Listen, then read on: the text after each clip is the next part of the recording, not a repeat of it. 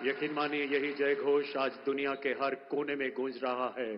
देवी और सज्जनों, बाबा साहब को अपना प्रेरणा स्रोत मानने वाले हमारे माननीय प्रधानमंत्री जी ने भारतीय संविधान के लोकतांत्रिक आदर्शों की ध्वजा को विश्व के पटल पर ऊंचा और ऊंचा किया है।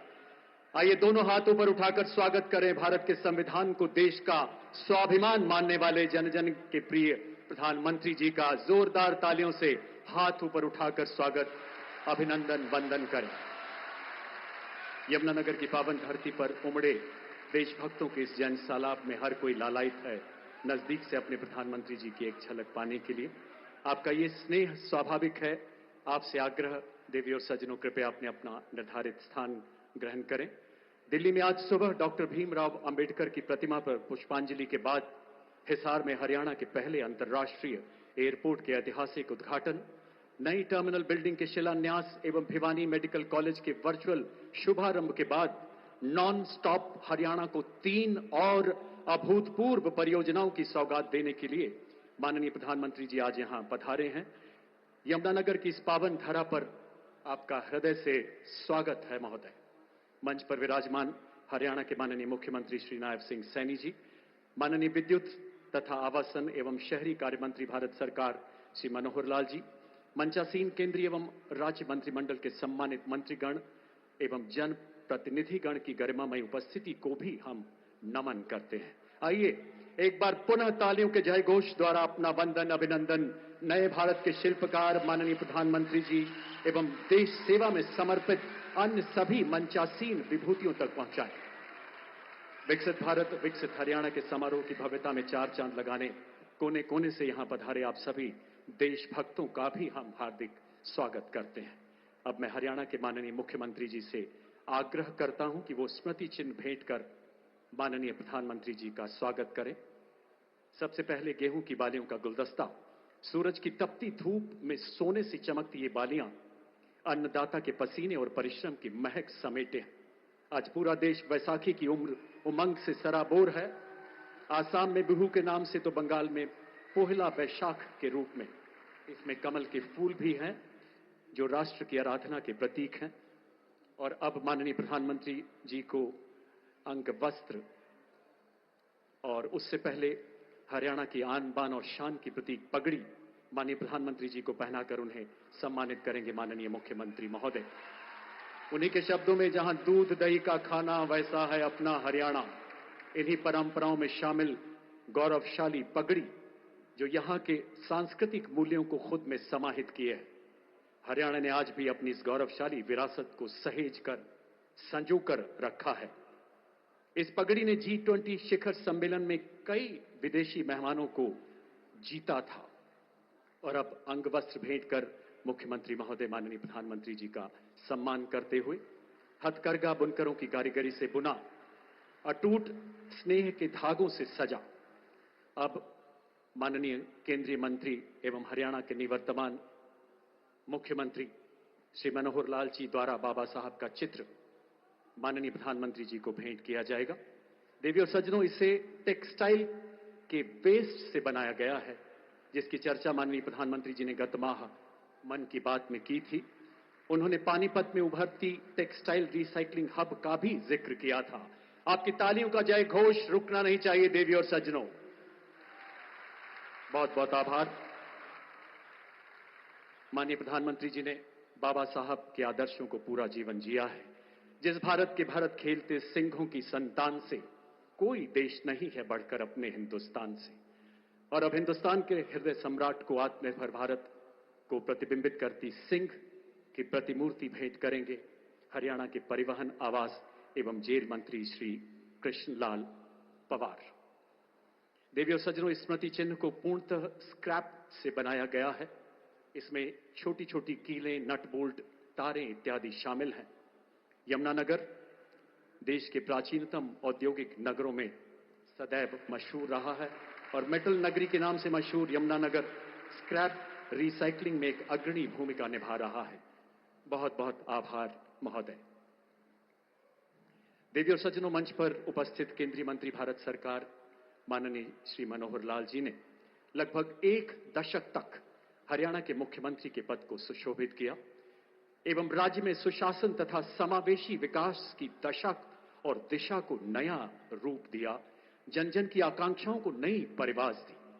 बेबी और सज्जनों, आप सबकी पुरजोर करतल ध्वनि के बीच माननीय केंद्रीय मंत्री तथा हरियाणा के पूर्व मुख्यमंत्री जी से आग्रह करूंगा कि कृपया स्वागत संबोधन के लिए पधारें।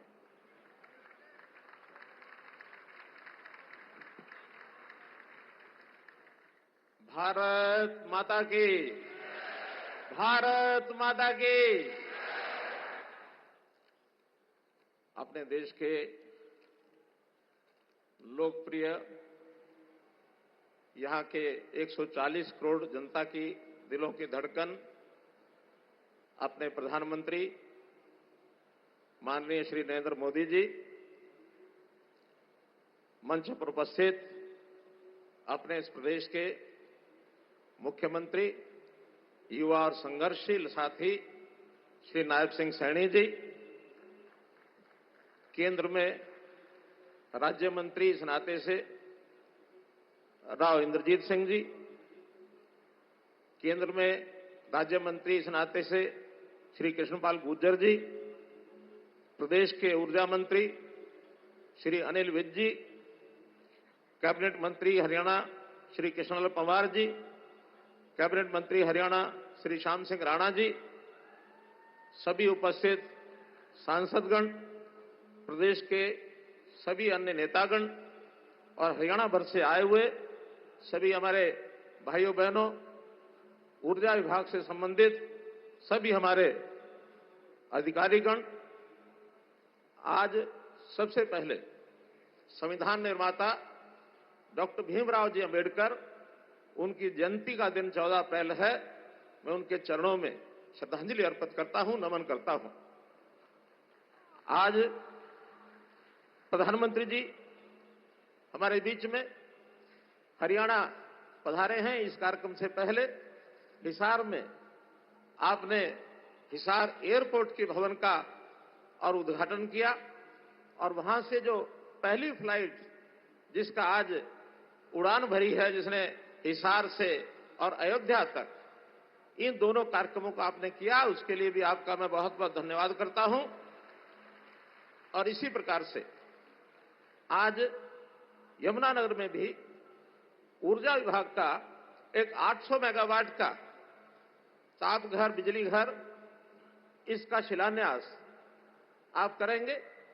और ऐसे ही यमुनानगर नगर निगम द्वारा निर्मित सीबीजी का प्लांट 2600 टन का जो प्रति वर्ष एक प्रकार से उसका सीबीजी का उत्पादन होगा, ऐसे एक स्वच्छ ऊर्जा का एक बड़ा प्रोजेक्ट, इसका भी आप शिलान्यास करेंगे। माननीय प्रधानमंत्री जी, मैं आपके स्वागत के लिए खड़ा हुआ हूं। मैं दो भूमिकाओं में आपका स्वागत करना चाहता हूं। एक तो आपकी सरकार में आपने मुझे केंद्रीय ऊर्जा मंत्री का दायित्व दिया, उस नाते से मेरा दायित्व है कि आपका मैं हृदय की गहराई से और स्वागत करता हूं। और इसके साथ ही क्योंकि हरियाणा की धरती को मैं नमन करते हुए 10 वर्ष हरियाणा की सेवा मुख्यमंत्री के रूप में की है, ये हरियाणा का परिवार, इस परिवार का सदस्य होने के नाते मैं हरियाणा की जनता की ओर से भी आपका बहुत बहुत स्वागत करता हूं, अभिनंदन करता हूं। जैसा यमुनानगर ये स्थान, इस स्थान के बारे में भी मैं इतना बताना चाहूंगा कि ये स्थान मेरे लिए भी बहुत महत्वपूर्ण है। यमुना नदी की गोद में बसा हुआ ये, यानी यमुना नदी की गोद में बसा हुआ ये यमुनानगर शहर, और इस शहर के मेरे सामाजिक जीवन के यौवन काल के 6 वर्ष मैंने यहां लगाए हैं। यहां आकर के मुझे एक परिवार के नाते इस धरती से जुड़े होने का भी एक गौरव प्राप्त है, अनुभूति मुझे होती है। और यही नहीं, आपका भी लगातार हरियाणा के साथ जो प्रेम रहा है, आपकी भी संगठनात्मक तौर पर इस हरियाणा की भूमि के साथ विशेष संबंध, ये आपकी कर्मभूमि रही है। और ये प्यार इस बात को दर्शा रहा है कि पिछले 2014 से लेकर अब तक आप सब प्रदेशों में जाते हैं, लेकिन हरियाणा आपको इसलिए याद रखता है कि हरियाणा में आप 13 बार सरकारी काम से और 11 बार गैर सरकारी अर्थात चुनावी दौरे आपने किए। 24 दौरे इससे पहले हो चुके हैं। आज ये 25वां दौरा 10 साल के अंदर है। मैं समझता हूं हरियाणा प्रदेश को आप प्यार करते हैं और बदले में हरियाणा की जनता भी आपको श्रद्धा और सम्मान के साथ देखते हुए आपको प्यार करती है। इसलिए मैं आपका बहुत बहुत स्वागत करता हूं। आज जो सौगात आप देने जा रहे हैं, जो ये तापघर बिजली घर, यह 800 मेगावाट का, इससे पहले भी 600 मेगावाट के 2 प्लांट यहां चलते हैं। लेकिन ऊर्जा की बढ़ती आवश्यकता को देख करके ये जो तीसरा प्लांट आज इसका शिलान्यास हो रहा है, इसका अपने आप में बहुत महत्व है। हम आपके कहे अनुसार जैसा सबको प्रेरणा आपसे मिलती है कि इस देश को कैसे 2047 तक, जब देश को आजाद हुए 100 वर्ष हो जाएंगे, तो ये देश विकसित भारत के नाम से जाना जाए, विकसित देशों की श्रेणी में आ जाए, ये अपना बड़ा लक्ष्य है। और यदि विकसित भारत को हमको बनाना है तो निश्चित रूप से यहाँ की आर्थिकी, यहाँ का उद्योग, रोजगार, ये सब काम आगे हमको बढ़ाने हैं। और उसमें जो आवश्यक तत्व है, उद्योग हो या अन्य अपने जितने भी काम हैं, ऊर्जा जो है उसका एक आवश्यक तत्व है। ऊर्जा की डिमांड, उसकी मांग लगातार बढ़ती जा रही है। जैसा 2014 से लेकर इस समय तक 249 मेगावाट 2014 में बिजली अपने देश में थी गीगावाट, और अब वो 466 गीगावाट इस समय बिजली का उत्पादन हो रहा है, अर्थात 87% वृद्धि आपके इस कार्यकाल में पिछले 11 वर्ष में हुई है। और यही नहीं, आने वाले 2031-32 तक जो लक्ष्य रखा गया है वो 874 गीगावाट का ये लक्ष्य रखा गया है। और इस ऊर्जा में चाहे वो हाइडल हो, थर्मल हो, सौर ऊर्जा हो, पवन ऊर्जा हो, न्यूक्लियर ऊर्जा हो, कई प्रकार के ऊर्जा के ये सारे साधन, ऐसे प्रकल्प, ऐसे प्रोजेक्ट्स, ऐसी योजनाएं, ये सब लगातार हम आगे बढ़ा रहे हैं। और इनको बढ़ाने के बाद निश्चित रूप से ऊर्जा के जो टारगेट है इसको हम पूरा करेंगे। और पूरा करने के बाद इस देश की जो ऊर्जा की स्थिति है, अगर मैं दुनिया भर के देशों को देखता हूं, याद करता हूं, तो सबसे ज्यादा ऊर्जा का उत्पादन आज चाइना में है, दूसरे नंबर पर यूएस में है, और हमारे लिए सौभाग्य की बात है कि उनके मुकाबले में तीसरे नंबर पर ऊर्जा का उत्पादन होता है तो भारतवर्ष में होता है। मित्रों, तो हम इस गति को पकड़े हुए हैं और एक दिन दुनिया में सिरमौर देश के नाते से हम आगे बढ़ने का संकल्प करते हैं। इसी प्रकार से हरियाणा के अंदर हमारी जो ऊर्जा का काम 2485 मेगावाट अभी ऊर्जा हमारे उत्पादन होती है। 800 मेगावाट का इस तापघर बनने के बाद ये 3285 मेगावाट हो जाएगी।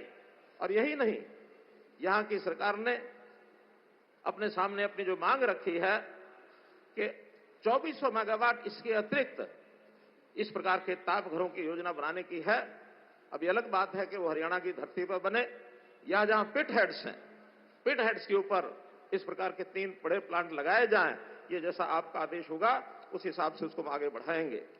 इसके साथ ही पहला प्लांट सीबीजी का, क्योंकि आपने 2023-24 के बजट में गोवर्धन योजना के अंतर्गत शहरी क्षेत्रों में सीबीजी के प्लांट लगाने की का एक योजना बनाई थी, बताई थी।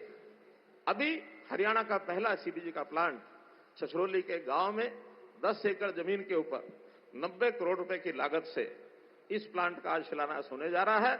मैं नगर निगम यमुनानगर को भी बहुत बधाई देता हूं कि उन्होंने इस प्लांट को और एक चरितार्थ करके आगे बढ़ाया है।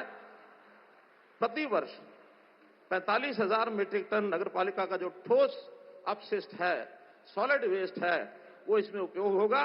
और साथ ही 36,000 मीट्रिक टन गाय के गोबर का भी इसमें उपयोग कर पाएंगे। और इस प्रकार से एक स्वच्छ ऊर्जा, इसका जो स्रोत सीबीजी होगा, ये भी यातायात के लिए अर्थात सीएनजी के नाते से इसका उपयोग कर पाएंगे। वाहनों में सीएनजी के नाते से वाहन चलते हैं। ऐसे ही आग जलाने की जगह जैसे हमारा रसोई गैस है, एलपीजी है, अथवा पाइपलाइन नेचुरल गैस है, पीएनजी है, इससे भी इस सीबीजी के बनने के बाद उसकी आपूर्ति होगी और एक बहुत बड़ा लाभ इसका आर्थिक तौर पर भी होगा। और साथ ही इसके कारण से 7,800 मीट्रिक टन कार्बन डाइऑक्साइड का जो एमिशन है उस एमिशन को हम कर पाएंगे, कम कर पाएंगे, क्योंकि दुनिया में आज सब लोगों की चिंता ये है कि हम कैसे कार्बन डाइऑक्साइड एमिशन को कम करें। तो इस प्रकार के इस प्रोजेक्ट का भी अपने आप में एक लाभ होने वाला है। आज आप हिसार के चाहे प्रोजेक्ट हो अथवा यहाँ के प्रोजेक्ट हो, उद्घाटन शिलान्यास के इस अवसर पर हरियाणा को आपने जो सौगातें दी हैं उसके लिए मैं बहुत बहुत आपका आभार प्रकट करता हूं, बहुत बहुत धन्यवाद करता हूं। धन्यवाद। आपके ऊर्जावान उद्बोधन के लिए भारत के ऊर्जा मंत्री जी बहुत बहुत धन्यवाद। आज जिन परियोजनाओं का शिलान्यास हो रहा है उनको परिकल्पित करने में आपने अतुलनीय भूमिका निभाई है। पुनः बहुत बहुत आभार महोदय। देवी और सज्जनों, देश के यशस्वी प्रधानमंत्री जी की प्रखर प्रेरणा से माननीय मुख्यमंत्री श्री नायब सिंह सैनी जी के कुशल नेतृत्व में हमारा नॉन स्टॉप हरियाणा नित नई बुलंदियों की ओर अग्रसर है। आपकी तालियों के उद्घोष के बीच माननीय मुख्यमंत्री जी से आग्रह, कृपया अपने संबोधन के लिए पधारें माननीय श्री नायब सिंह सैनी जी।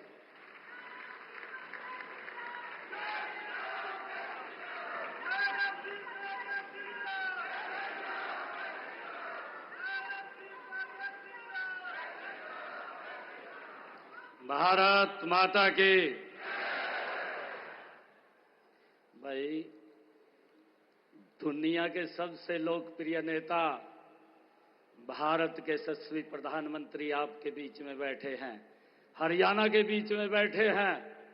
हरियाणा की धाकड़ आवाज आनी चाहिए एक जोरदार जयकारे के साथ, भारत माता के। हम सबका परम सौभाग्य है कि आज सुबह से देश के यशस्वी प्रधानमंत्री विकसित भारत, विकसित हरियाणा को गति देने के लिए आज हरियाणा में हम सब के बीच में आए हैं। मैं हरियाणा के कोटि कोटि जन, हरियाणा के 2 करोड़ 80 लाख लोगों की तरफ से देश के यशस्वी प्रधानमंत्री आदरणीय नरेंद्र मोदी जी का इस यमुनानगर की पवित्र भूमि पर स्वागत करता हूं। आप सबकी तरफ से धन्यवाद करता हूं। उनके साथ ही भारत सरकार में ऊर्जा मंत्री और पूर्व में हरियाणा प्रदेश के मुख्यमंत्री आदरणीय मनोहर लाल जी का भी मैं जोरदार स्वागत करता हूं। मंच पर विराजमान सभी भारत सरकार के मंत्रीगण, प्रदेश सरकार के मंत्रीगण, आप सबका भी मैं दिल से बहुत बहुत धन्यवाद करता हूं। आज मुझे गर्व है, आज हम सब के लिए ये गर्व की बात है कि मां सरस्वती की गोद में बसी इस पावन नगरी यमुनानगर में माननीय प्रधानमंत्री जी का दिल से मैं स्वागत भी करता हूं, उनका अभिनंदन भी करता हूं और अपने पूरे हरियाणा की तरफ से उनको राम राम भी कहता हूं। मेरे लिए परम सौभाग्य की बात है कि मैं आप सबका भी हार्दिक स्वागत करता हूं। आप सब इतनी भारी संख्या में आए हैं।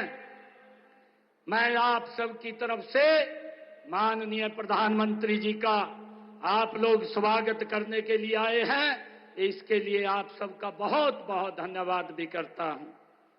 माननीय प्रधानमंत्री जी, आज हम सब हरियाणा वासियों के लिए ये बहुत बड़ा दिन है, बहुत शुभ दिन है। आज भारत रत्न बाबा साहेब भीमराव अंबेडकर जी की 135वीं जयंती है। मैं उन्हें कोटि कोटि नमन करता हूं। इस शुभ दिन पर किसानों और मजदूरों के मसीहा दीनबंधु सर चौधरी छोटू राम जी के नाम पर स्थापित थर्मल पावर प्लांट में आपके कर कमलों द्वारा 800 मेगावाट की अल्ट्रा सुपर क्रिटिकल यूनिट की आधारशिला भी अभी रखी जाएगी। मैं इसके लिए आपका पुनः बहुत बहुत धन्यवाद करता हूं। आदरणीय प्रधानमंत्री जी, इसके लिए मैं हरियाणा सरकार की तरफ से और हरियाणा वासियों की तरफ से आपका धन्यवाद करता हूं। आदरणीय प्रधानमंत्री जी, अभी कुछ घंटे पहले आपने अपने करकमलों से हिसार में हरियाणा के पहले एयरपोर्ट महाराजा अग्रसेन उसके दूसरे टर्मिनल का भवन का शिलान्यास किया। वहां से भगवान श्री राम की नगरी अयोध्या में स्थित महर्षि वाल्मीकि अंतर्राष्ट्रीय हवाई अड्डे तक की पहली हवाई उड़ान को हरी झंडी भी आपने दिखाई है। करोड़ों देशवासियों के अयोध्या में राम मंदिर के सांझे सपने को भी माननीय प्रधानमंत्री जी आपने ही पूरा किया है। साथियों, इससे अच्छा दिन और खुशी की बात हमारे लिए नहीं हो सकती है। आप हमारे बीच में मौजूद हैं।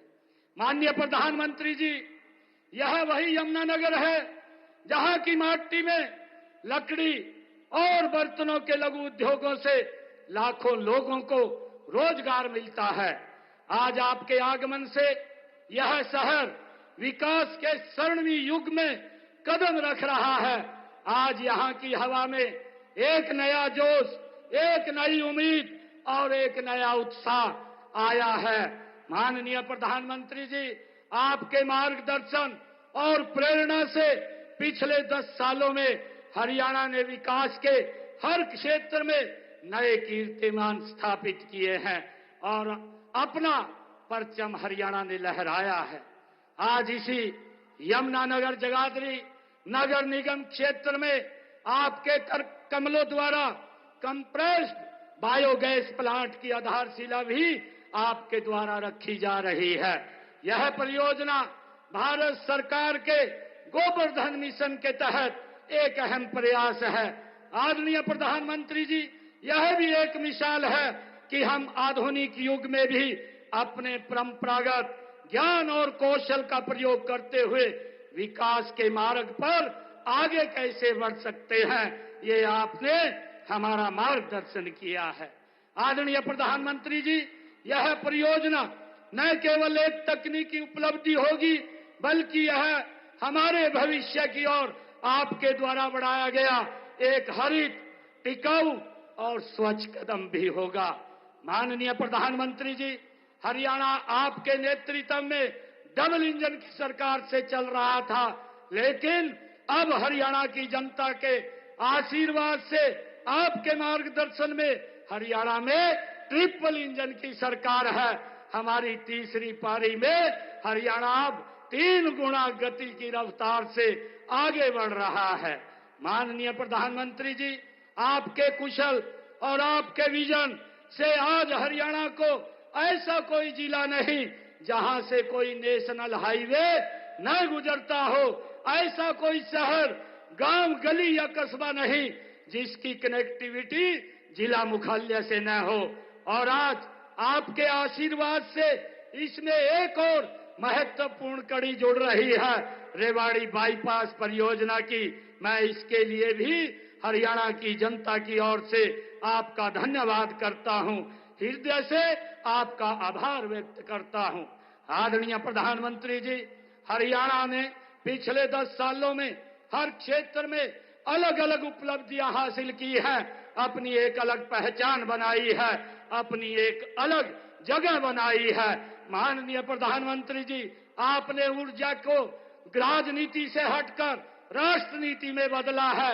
आज हरियाणा में बिजली के क्षेत्र में क्रांतिकारी बदलाव आया है। पिछले 10 वर्षों में हमारे बिजली उपकरणों का घाटा 30% से घटकर केवल 10.4% रह गया है। यह चमत्कार संभव हो पाया है आपके द्वारा शुरू की गई उदय स्कीम से ये संभव हो पाया है। हाल ही में जारी वर्ष 2023-24 की राष्ट्रीय रैंकिंग में मुझे खुशी है आपको बताते हुए हमारा हरियाणा का उत्तर हरियाणा बिजली वितरण निगम ने पूरे देश में प्रथम स्थान प्राप्त किया है। इतना ही नहीं, पूरे देश में दूसरा स्थान हमारे दक्षिणी हरियाणा बिजली वितरण निगम को मिला है। हमारे राज्य के लिए यह एक ऐतिहासिक उपलब्धि है। माननीय प्रधानमंत्री जी, हमारे पूर्व में मुख्यमंत्री श्री मनोहर लाल जी ने हरियाणा में हमारा गांव जगमग गांव योजना के तहत 24 घंटे बिजली देने का प्रावधान हरियाणा में किया है। मुझे गर्व है कि आज 5,870 गांव में 24 घंटे बिजली की आपूर्ति की जा रही है। बाकी बचे 1,366 गांवों को इस योजना का लाभ लेने के लिए प्रोत्साहित करने के लिए शीघ्र ही हम एक नई स्कीम शुरू करेंगे। माननीय प्रधानमंत्री जी, हरियाणा आपको अपना मानता है, अपना समझता है और हक से माननीय प्रधानमंत्री जी आपसे अपनी बात कहता है। जब आप पीछे चुनाव के दौरान हरियाणा में आए थे, तब आपने हरियाणा की सेवा करने के लिए जनता से आशीर्वाद मांगा था। माननीय प्रधानमंत्री जी, हरियाणा के लोगों ने तीसरी बार ऐतिहासिक और पूर्ण बहुमत की सरकार का आशीर्वाद देकर बता दिया है कि हरियाणा के लोग आपके साथ हैं, आपकी नीति के साथ हैं, आपकी नीयत के साथ हैं और आपके नेतृत्व के साथ हैं। आपके विकसित भारत के संकल्प के साथ हरियाणा है। आदरणीय प्रधानमंत्री जी, मैं आपको हरियाणा के 2,80,00,000 लोगों की ओर से ये विश्वास दिलाता हूं कि आपके 2047 के विकसित भारत के संकल्प को पूरा करने के लिए हरियाणा देश के साथ, आपके साथ कदम से कदम और कंधे से कंधा मिला करके चलेगा।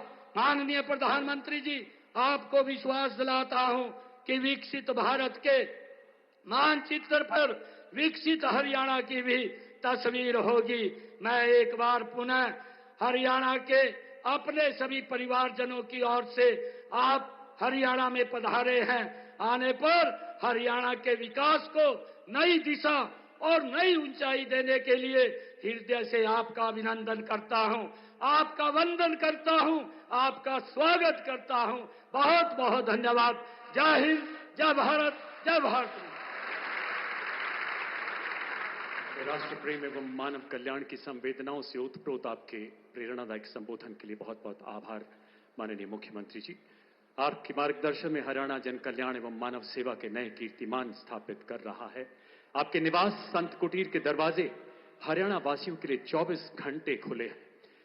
हरियाणा सरकार अपने तीसरे कार्यकाल में तिगुनी गति से विकसित भारत एवं विकसित हरियाणा के लक्ष्य की ओर अनवरत अग्रसर है और इस संकल्प सिद्धि को केंद्र सरकार की विभिन्न विकास परियोजनाएं लगातार नई ऊर्जा, नई गति शक्ति प्रदान कर रही हैं और इसी महाप्रकल्प में नए आयाम जोड़ते हुए माननीय प्रधानमंत्री जी द्वारा आज यहां 3 ऐतिहासिक परियोजनाओं का शिलान्यास एवं उद्घाटन किया जा रहा है। देवी और सज्जनों, इसकी विस्तृत जानकारी एवं हरियाणा के पिछले 10 सालों की विकास यात्रा को 2 लघु फिल्मों द्वारा भी दिखाया जाएगा। आप सबकी करतल ध्वनि के जय घोष के बीच माननीय प्रधानमंत्री जी से निवेदन, कृपया रिमोट का बटन दबाकर इन प्रकल्पों का शिलान्यास एवं उद्घाटन करें। माननीय प्रधानमंत्री महोदय।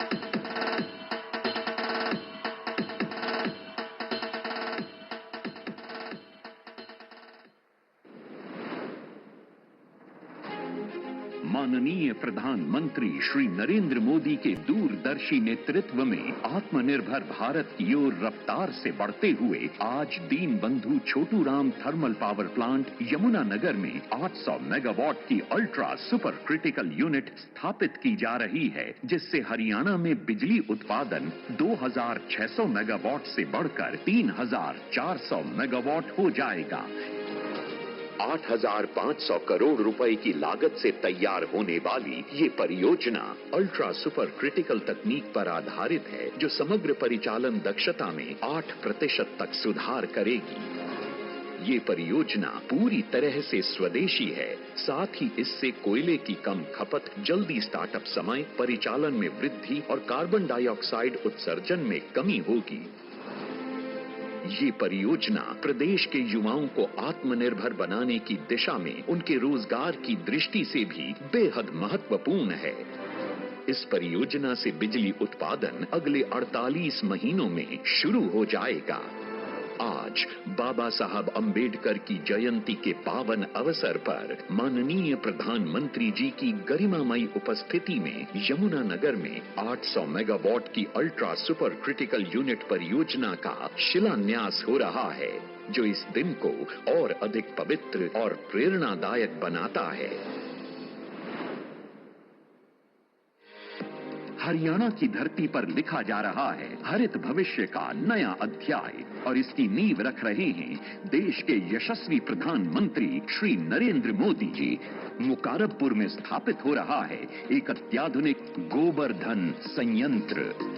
स्वच्छ ऊर्जा, स्वदेशी समाधान और आत्मनिर्भर भारत की दिशा में एक और बड़ा कदम।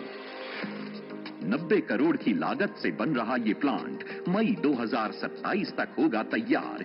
यहाँ 45,000 टन ठोस कचरा और 36,000 टन गोबर का होगा वैज्ञानिक निपटान, और तैयार होगी 9,500 टन जैविक खाद और 2,600 टन बायोगैस। हर साल घटेगा 7,800 टन CO2 उत्सर्जन, होगा रोजगार सृजन। यशस्वी प्रधानमंत्री श्री नरेंद्र मोदी जी के कर कमलों से आज रेवाड़ी बाईपास का लोकार्पण हो रहा है। 1,070 करोड़ रुपए की लागत से बनी 14.5 किलोमीटर लंबी यह सड़क सिर्फ कंक्रीट और तारकोल नहीं, उम्मीदों की राह है, तरक्की का जरिया है। ये बाईपास NH 352 से शुरू होकर नारनौल से जुड़ता है, इसलिए रेवाड़ी शहर को अब मिलेगी ट्रैफिक से राहत और सुकून। दिल्ली से नारनौल तक का सफर होगा अब लगभग 1 घंटे कम, यानी समय की बचत। नॉन स्टॉप काम, टॉप परिणाम।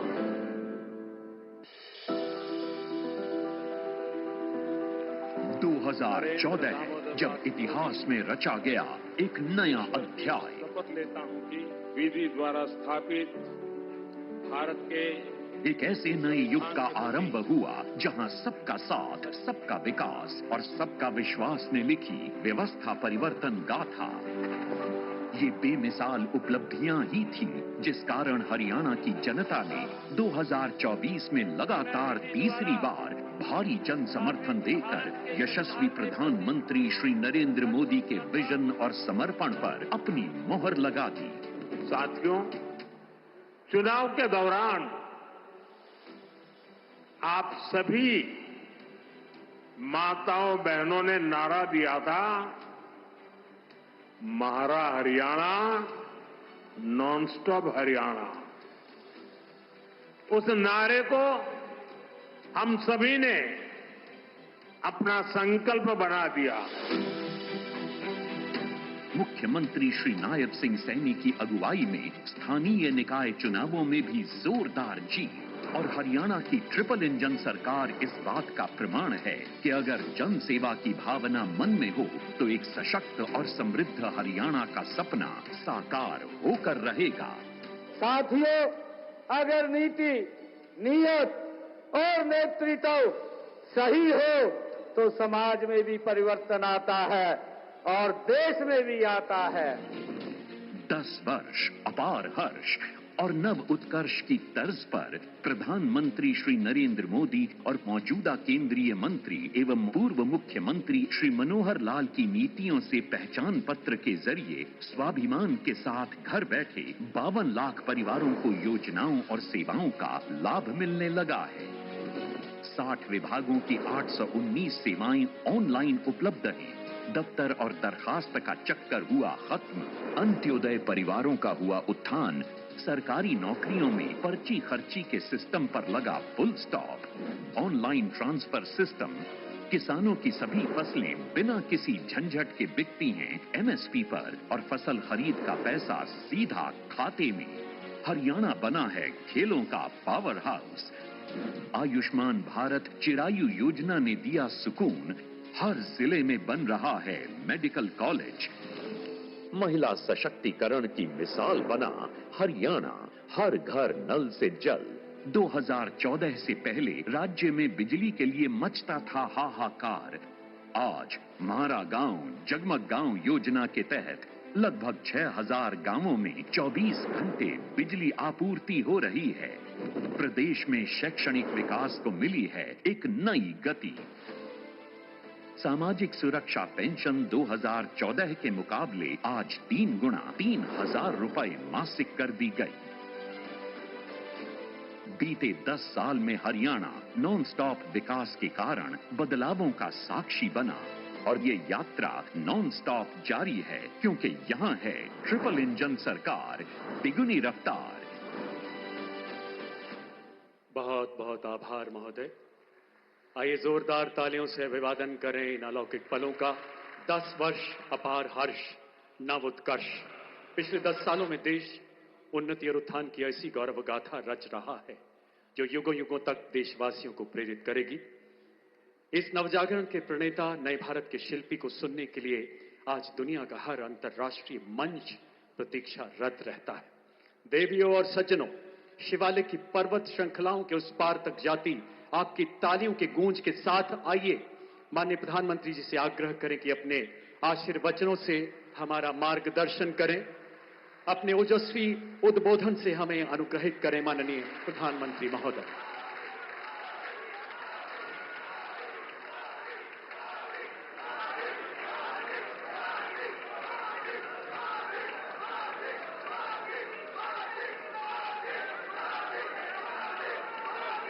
हरियाणा के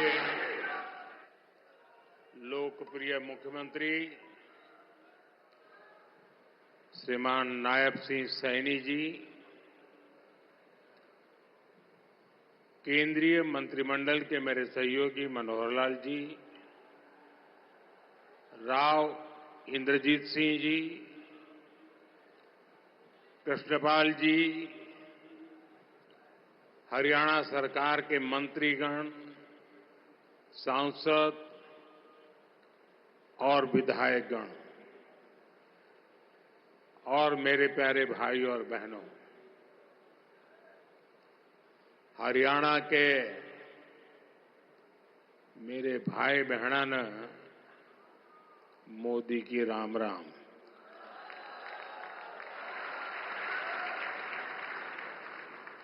साथियों,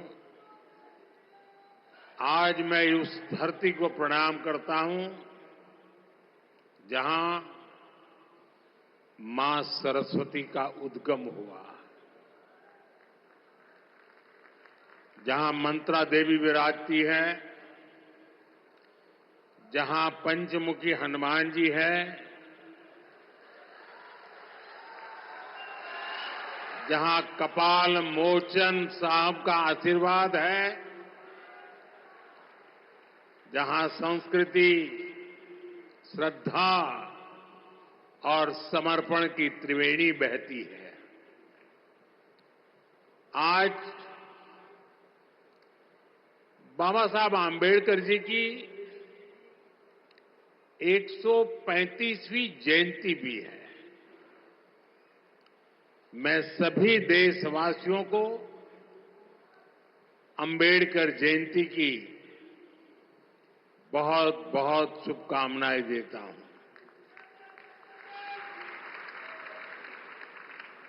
बाबा साहब का विजन, उनकी प्रेरणा निरंतर विकसित भारत की यात्रा में हमें दिशा दिखा रही है। साथियों, यमुनानगर सिर्फ एक शहर नहीं, ये भारत के औद्योगिक नक्शे का भी अहम हिस्सा है। प्लाईवुड से लेकर पीतल और स्टील तक ये पूरा क्षेत्र भारत की अर्थव्यवस्था को मजबूती देता है। कपाल मोचन मेला, ऋषि वेदव्यास की तपोभूमि और गुरु गोविंद सिंह जी की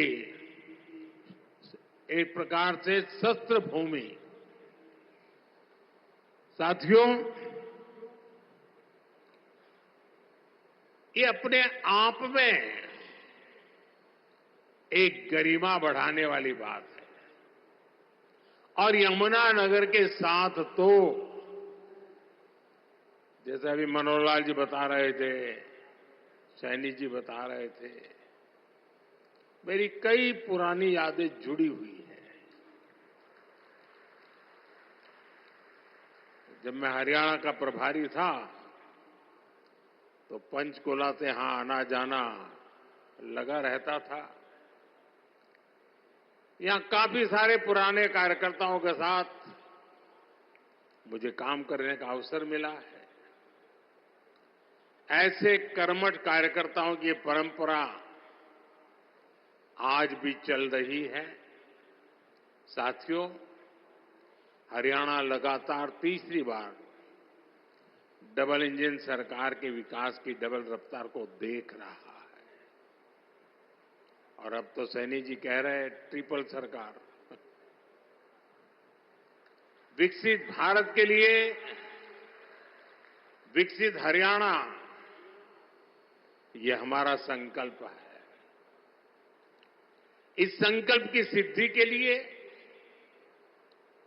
हरियाणा के लोगों की सेवा के लिए, यहां के युवाओं के सपनों को पूरा करने के लिए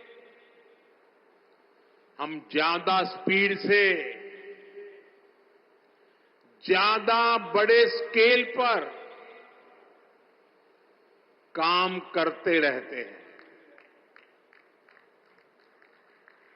आज यहां शुरू हुई विकास परियोजनाएं, ये भी इसी का जीता जागता उदाहरण है। मैं हरियाणा के लोगों को इस विकास परियोजनाओं के लिए बहुत बहुत बधाई देता हूं। साथियों, मुझे गर्व है कि हमारी सरकार बाबा साहब के विचारों को आगे बढ़ाते हुए चल रही है। बाबा साहब आंबेडकर ने उद्योगों के विकास को सामाजिक न्याय का मार्ग बताया था। बाबा साहब ने भारत में छोटी जोतों की समस्या को पहचाना था। बाबा साहब कहते थे कि दलितों के पास खेती के लिए पर्याप्त जमीन नहीं है, इसलिए दलितों को उद्योगों से सबसे अधिक फायदा होगा। बाबा साहब का विजन था कि उद्योगों से दलितों को ज्यादा रोजगार मिलेंगे और उनका जीवन स्तर ऊपर उठेगा। भारत में औद्योगिकरण की दिशा में बाबा साहब ने देश के पहले उद्योग मंत्री डॉक्टर श्यामा प्रसाद मुखर्जी के साथ मिलकर काम किया था। साथियों, औद्योगिकरण और मैन्युफैक्चरिंग के इस तालमेल को दीनबंधु चौधरी छोटू राम जी ने भी गांव की समृद्धि का आधार माना था। वो कहते थे, गांवों में सच्ची समृद्धि तब आएगी जब किसान खेती के साथ साथ छोटे उद्योगों के माध्यम से भी अपनी आय बढ़ाएगा। गांव और किसान के लिए जीवन खपाने वाले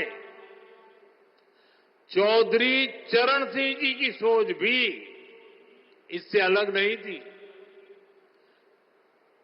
चौधरी साहब कहते थे, औद्योगिक विकास को कृषि का पूरक होना चाहिए। दोनों हमारी अर्थव्यवस्था के स्तंभ हैं। साथियों, मेक इन इंडिया के, आत्मनिर्भर भारत के मूल में भी यही भावना है, यही विचार है, यही प्रेरणा है। इसलिए हमारी सरकार भारत में मैन्युफैक्चरिंग पर इतना बल दे रही है। इस वर्ष के बजट में हमने मिशन मैन्युफैक्चरिंग की घोषणा की है। इसका मकसद है कि दलित, पिछड़े, शोषित, वंचित नौजवानों को ज्यादा से ज्यादा रोजगार मिले, नौजवानों को जरूरी ट्रेनिंग मिले, व्यापार कारोबार का खर्चा कम हो, एमएसएमई सेक्टर को मजबूती मिले, उद्योगों को टेक्नोलॉजी का लाभ मिले और हमारे उत्पाद दुनिया में सबसे बेहतरीन हो। इन सारे लक्ष्यों को प्राप्त करने के लिए बहुत जरूरी है कि देश में बिजली की कोई कमी न हो। हमें एनर्जी में भी आत्मनिर्भर होना ही होगा। इसलिए आज का ये कार्यक्रम बहुत अहम है। आज Deenbandhu Chaudhary Chhoturam thermal power plant की तीसरी इकाई का काम शुरू हुआ है। इसका फायदा यमुनानगर को होगा, उद्योगों को होगा। भारत में जितना औद्योगिक विकास, जैसे प्लाईवुड बनता है, उसका आधा तो यमुनानगर में होता है। यहां एल्यूमिनियम, कॉपर और पित्तल के बर्तनों की मैन्युफैक्चरिंग बड़े पैमाने पर होती है। यहीं से पेट्रोकेमिकल प्लांट के उपकरण दुनिया के कई देशों में भेजे जाते हैं। बिजली का उत्पादन बढ़ने से इन सभी को फायदा होगा। यहां मिशन मैन्युफैक्चरिंग को मदद मिलेगी। साथियों, विकसित भारत के निर्माण में बिजली की बहुत बड़ी भूमिका होने वाली है और हमारी सरकार बिजली की उपलब्धता बढ़ाने के लिए चौतरफा काम कर रही है। चाहे वन नेशन वन ग्रिड हो, नए कोल पावर प्लांट हो, सोलर एनर्जी हो, न्यूक्लियर सेक्टर का विस्तार हो, हमारा प्रयास है कि देश में बिजली का उत्पादन बढ़े, राष्ट्र निर्माण में बिजली की कमी बाधा न बने। लेकिन साथियों, हमें कांग्रेस के दिनों को भी भूलना नहीं चाहिए। हमने 2014 से पहले, जब कांग्रेस की सरकार थी, वो दिन भी देखे हैं जब पूरे देश में ब्लैकआउट होते थे, बिजली गुल हो जाती थी। कांग्रेस की सरकार रहती तो देश को आज भी ऐसे ही ब्लैकआउट से गुजरना पड़ता। न कारखाने चल पाते, न रेल चल पाती, न खेतों में पानी पहुंच पाता। यानी कांग्रेस की सरकार रहती तो ऐसे ही संकट बना रहता, बढ़ता रहता। अब इतने वर्षों के बाद, प्रयासों के बाद आज हालात बदल रहा है। बीते एक दशक में भारत ने बिजली उत्पादन की क्षमता को करीब करीब 2 गुना किया है। आज भारत अपनी जरूरत को पूरी करने के साथ साथ पड़ोसी देशों को बिजली निर्यात भी करता है। बिजली उत्पादन, इस पर भाजपा सरकार के फोकस का लाभ हमारे हरियाणा को भी मिला है। आज हरियाणा में 16,000 मेगावाट बिजली का उत्पादन होता है। हम आने वाले कुछ सालों में एक क्षमता 24,000 मेगावाट तक पहुंचाने का लक्ष्य लेकर के काम कर रहे हैं। साथियों, एक तरफ हम थर्मल पावर प्लांट में निवेश कर रहे हैं, तो दूसरी तरफ देश के लोगों को पावर जनरेटर बना रहे हैं। हमने पीएम सूर्यघर मुफ्त बिजली स्कीम शुरू की है। अपने छत पर सोलर पैनल लगाकर आप अपना बिजली का बिल 0 कर सकते हैं। इतना ही नहीं, जो अतिरिक्त बिजली का उत्पादन होगा उसे बेचकर कमाई भी कर सकते हैं। अब तक देश के 1.25 करोड़ से ज्यादा लोग इस योजना के तहत रजिस्ट्रेशन करा चुके हैं। मुझे खुशी है कि हरियाणा के भी लाखों लोगों ने इससे जुड़ने के लिए अप्लाई किया है। और जैसे जैसे इस योजना का विस्तार हो रहा है, इससे जुड़ा सर्विस इकोसिस्टम भी बड़ा हो रहा है। सोलर सेक्टर में नई स्किल्स बन रही है, एमएसएमईज के लिए नए मौके बन रहे हैं और युवाओं के लिए अनेक अवसर तैयार हो रहे हैं। साथियों, हमारे छोटे छोटे शहरों में छोटे उद्योगों को पर्याप्त बिजली देने के साथ ही सरकार इस तरफ भी ध्यान दे रही है कि उनके पास पर्याप्त पैसे रहे। कोरोना काल में एमएसएमई को बचाने की लाखों करोड़ों रुपए की सहायता सरकार ने दी है। छोटे उद्योग भी अपना विस्तार कर सके, इसके लिए हमने एमएसएमई की परिभाषा बदली है। अब छोटे उद्योगों को ये डर नहीं सताता कि जैसे ही वो आगे बढ़े सरकारी मदद छीन जाएगी। अब सरकार छोटे उद्योग के लिए स्पेशल क्रेडिट कार्ड की सुविधा देने जा रही है। क्रेडिट गारंटी कवरेज को भी बढ़ाया जा रहा है। अभी कुछ दिन पहले ही मुद्रा योजना को 10 साल पूरे हुए हैं। आपको जानकर के खुशी भी होगी और सुखद आश्चर्य भी होगा। मुद्रा योजना में पिछले 10 साल में देश के सामान्य लोग जो पहली बार उद्योग के क्षेत्र में आ रहे, कारोबार के क्षेत्र में आ रहे थे, उनको बिना गारंटी 33 लाख करोड़ रुपए, आप कल्पना कीजिए, 33 लाख करोड़ रुपए बिना गारंटी के लोन के रूप में दिए जा चुके हैं। इस योजना के 50% से भी ज्यादा लाभार्थी एससी, एसटी, ओबीसी परिवार के ही साथी हैं।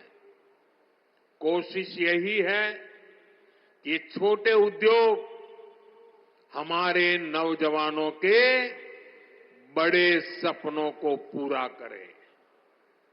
साथियों, हरियाणा के हमारे किसान भाई बहनों की मेहनत हर भारतीय की थाली में नजर आती है। भाजपा की डबल इंजन की सरकार किसानों के दुख सुख की सबसे बड़ी साथी है। हमारा प्रयास है कि हरियाणा के किसानों का सामर्थ्य बढ़े। हरियाणा की भाजपा सरकार अब राज्य की 24 फसलों को एमएसपी पर खरीदती है। हरियाणा के लाखों किसानों को पीएम फसल बीमा योजना का लाभ भी मिला है। इस योजना के तहत लगभग 9,000 करोड़ रुपए से ज्यादा के क्लेम दिए गए हैं। इसी तरह पीएम किसान सम्मान निधि से 6,500 करोड़ रुपए हरियाणा के किसानों के जेब में गए हैं। साथियों, हरियाणा सरकार ने अंग्रेजों के जमाने से चले आ रहे आबियाना को भी खत्म कर दिया है। अब आपको नहर के पानी पर टैक्स भी नहीं देना पड़ेगा और आबियाने का जो 130 करोड़ रुपए से ज्यादा का बकाया था वो भी माफ हो गया है। साथियों, डबल इंजन सरकार के प्रयासों से किसानों को, पशुपालकों को आय के नए साधन मिल रहे हैं। गोवर्धन योजना, इसे किसानों के कचरे के निपटारे और उससे आय का अवसर मिल रहा है। गोबर से, खेती के अवशेष से, दूसरे जैविक कचरे से बायोगैस बनाई जा रही है। इस वर्ष के बजट में देश भर में 500 गोवर्धन प्लांट बनाने की घोषणा की गई है। आज यमुनानगर ने भी नए गोवर्धन प्लांट की आधारशिला रखी गई है। इससे नगर निगम के भी हर साल 3 करोड़ रुपए बचेंगे। गोवर्धन योजना स्वच्छ भारत अभियान में भी मदद कर रही है। साथियों, हरियाणा की गाड़ी अब विकास के पथ पर दौड़ रही है। यहां आने से पहले मुझे हिसार में लोगों के बीच जाने का अवसर मिला। वहां से अयोध्या धाम के लिए सीधी हवाई सेवा शुरू हुई है। आज रेवाड़ी के लोगों को बाईपास की सौगात भी मिली है। अब रेवाड़ी के बाजार, चौराहों, रेलवे फाटकों पर लगने वाले ट्रैफिक जाम से लोगों को छुटकारा मिल जाएगा। ये 4 लेन का बाईपास गाड़ियों को बड़ी आसानी से शहर से बाहर निकाल देगा।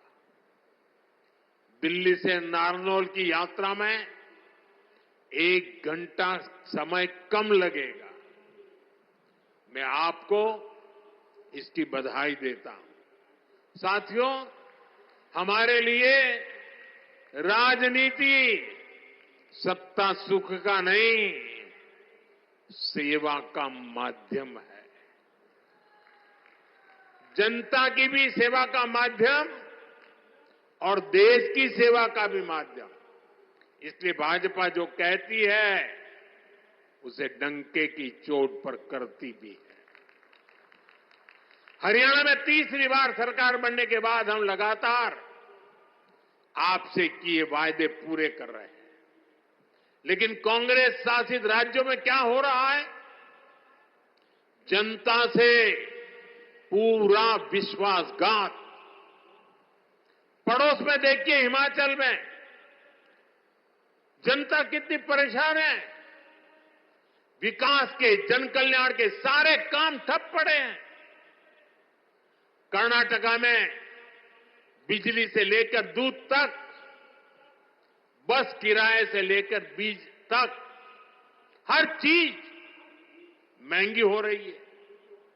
मैं सोशल मीडिया पर देख रहा था, कर्नाटका में कांग्रेस सरकार ने जो महंगाई बढ़ाई है, भांति भांति के टैक्स लगाए हैं।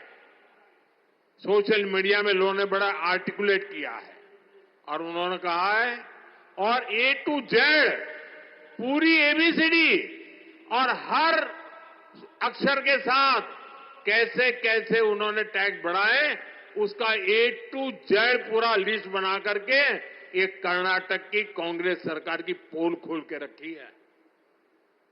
खुद वहां के मुख्यमंत्री के करीबी कहते हैं कि कांग्रेस ने कर्नाटका को करप्शन में नंबर 1 बना दिया। साथियों, तेलंगाना की कांग्रेस सरकार भी जनता से किए वादे भूल गई है। वहां कांग्रेस, वहां की सरकार जंगलों पर बुलडोजर चलवाने में व्यस्त है। प्रकृति को नुकसान, जानवरों को खतरा, यही है कांग्रेस की कार्यशैली। हम यहां कचरे से गोवर्धन बनाने के लिए मेहनत कर रहे हैं और वो बने बनाए जंगलों को उजाड़ रहे हैं। यानी सरकार चलाने के 2 मॉडल आपके सामने हैं। एक तरफ कांग्रेस का मॉडल है जो पूरी तरह झूठ साबित हो चुका है, जिसमें सिर्फ कश्मीर कुर्सी के बारे में सोचा जाता है। दूसरा मॉडल बीजेपी का है जो सत्य के आधार पर चल रहा है, बाबा साहब आंबेडकर ने दी हुई दिशा पर चल रहा है, संविधान की मर्यादाओं को सर आंखों पर चढ़ा के चल रहा है और सपना है विकसित भारत बनाने के लिए प्रयास करना। आज यहां यमुनानगर में भी हम इसी प्रयास को आगे बढ़ता देखते हैं। साथियों, मैं आपसे एक और अहम विषय की चर्चा करना चाहता हूं। कल देश ने वैशाखी का पर्व मनाया है। कल ही जलियांवाला बाग हत्याकांड के भी 106 वर्ष हुए हैं। इस हत्याकांड में अपनी जान गंवाने वालों की स्मृतियां आज भी हमारे साथ है। जलियांवाला हत्याकांड में शहीद हुए देशभक्तों और अंग्रेजों की क्रूरता के अलावा एक और पहलू है जिसे पूरी तरह अंधेरे में डाल दिया गया था। ये पहलू मानवता के साथ, देश के साथ खड़े होने के बुलंद जज्बे का है। इस जज्बे का नाम शंकरन नायर था। आपने किसी ने नहीं सुना होगा, शंकरन नायर का नाम नहीं सुना होगा, लेकिन आजकल इनकी बहुत चर्चा हो रही है। शंकरन नायर जी एक प्रसिद्ध वकील थे और उस जमाने में 100 साल पहले अंग्रेजी सरकार में बहुत बड़े पद पर विराजमान थे। वो सत्ता के साथ रहने का सुख, चैन, मौज सब कुछ कमा सकते थे, लेकिन उन्होंने विदेशी शासन की क्रूरता के विरुद्ध जलियांवाला बाग की घटना से व्यथित होकर मैदान में उतरे। उन्होंने अंग्रेजों के विरुद्ध आवाज उठाई। उन्होंने उस बड़े पद से लात मार करके इसे छोड़ दिया। केरल के थे, घटना पंजाब में घटी थी। उन्होंने जलियांवाला बाग हत्याकांड केस लड़ने का खुद ने फैसला किया। वो अपने दम पर लड़े, अंग्रेजी साम्राज्य को हिला कर रख दिया। जिस अंग्रेजी साम्राज्य का सूरत, जिनका सूरज कभी अस्त नहीं होता था, उसको शंकर नायर जी ने जलियांवाला हत्याकांड के लिए कोर्ट में कटघरे में खड़ा कर दिया। साथियों, ये सिर्फ मानवता के साथ खड़े होने का ही मामला भर नहीं है, ये एक भारत श्रेष्ठ भारत का भी बहुत उत्तम उदाहरण है। कैसे दूर सुदूर दक्षिण में केरल का एक व्यक्ति पंजाब में हुए हत्याकांड के लिए अंग्रेजी सत्ता से टकरा गया। यही स्पिरिट हमारी आजादी की लड़ाई की असली प्रेरणा है। यही प्रेरणा आज भी विकसित भारत की यात्रा में हमारी बहुत बड़ी ताकत है। हमें केरल के शंकरन नायर जी के योगदान के बारे में जरूर जानना चाहिए और पंजाब, हरियाणा, हिमाचल, यहां के एक एक बच्चे को जानना चाहिए। साथियों, गरीब, किसान, नौजवान और नारी शक्ति, इन चारों स्तंभों को सशक्त करने के लिए डबल इंजन सरकार निरंतर काम कर रही है। हम सभी के प्रयासों से हरियाणा जरूर विकसित होगा। मैं अपनी आंखों से देख रहा हूं, हरियाणा फलेगा, फूलेगा, देश का नाम रोशन करेगा। आप सभी को इन अनेक विकास कार्यों के लिए बहुत बहुत शुभकामनाएं।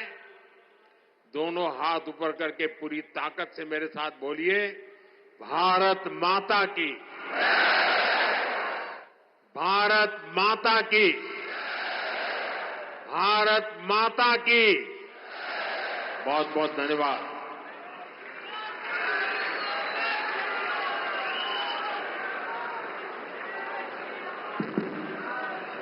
बहुत बहुत धन्यवाद माननीय प्रधानमंत्री महोदय। देवी और सज्जनों, आइए एक बार पुनः तालियों के जयनाद से अपना आभार हमारे प्रेरणा पुंज विकसित भारत के संकल्प के शिल्पकार माननीय प्रधानमंत्री जी तक पहुंचाएं। जोरदार तालियों से अभिवादन करें, वंदन अभिनंदन करें। आज से 10 साल पहले 20 अप्रैल 2015 को दिल्ली के अंबेडकर अंतर्राष्ट्रीय केंद्र के शिलान्यास के दौरान आपने कहा था मान्यवर कि अगर बाबा साहब न होते तो नरेंद्र मोदी